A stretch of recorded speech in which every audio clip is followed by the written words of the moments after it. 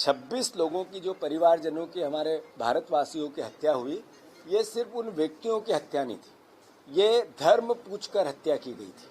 मतलब क्या था कि देश में अलग तरह का वातावरण बने और देश में आपसी उन्माद फैले, इसका षड्यंत्र पाकिस्तान ने रचा था।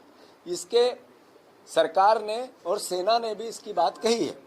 तो ये बहुत बड़ा षड्यंत्र था 26 लोगों की हत्या के पीछे।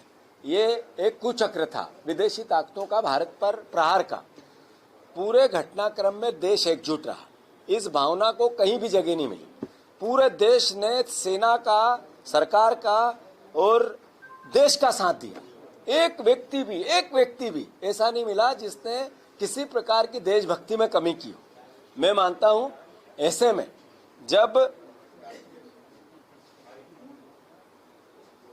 अमेरिका के राष्ट्रपति सीज फायर की घोषणा करते हैं, भारत ने किसी ने नहीं की, न भारत के किसी सरकार के किसी व्यक्ति ने की, किसी पद पे बैठे हुए व्यक्ति ने की। उसके बाद हमारे विदेश सचिव ने की।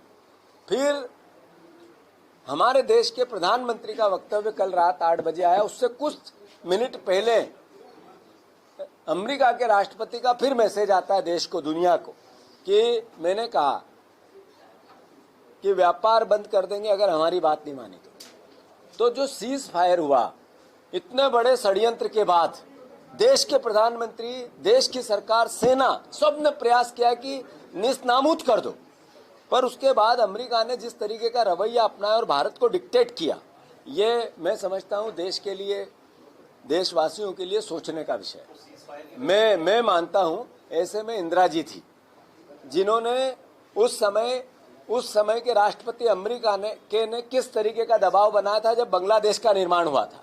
और हमारी सामरिक क्षमता, हमारी आर्थिक स्थिति, हमारी दुनिया में जिस तरीके की उस समय से आज हम ज्यादा तरक्की पे होंगे इतने साल बाद, उसके बाद इंदिरा जी ने क्या निर्णय लिए थे, तो फिर क्यों निर्णय इंदिरा जी की याद नहीं आएगी? देशवासी याद कर रहे हैं, आप लोग याद कर रहे हैं, सोशल मीडिया, इंटरनेट पूरा भरा पड़ा है।